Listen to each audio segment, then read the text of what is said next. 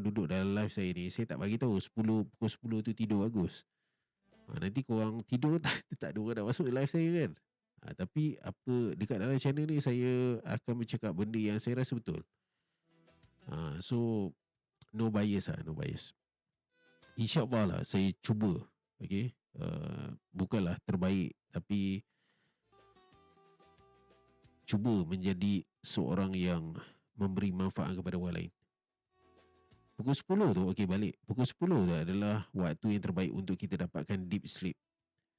Deep sleep maknanya hari ni kalau kata kita tidur pukul 10 tu, sebenarnya kita akan dapat 1 jam yang kita tidur, kita boleh dapat dalam kurang lebih 3 jam ataupun 4 jam kita tidur tu.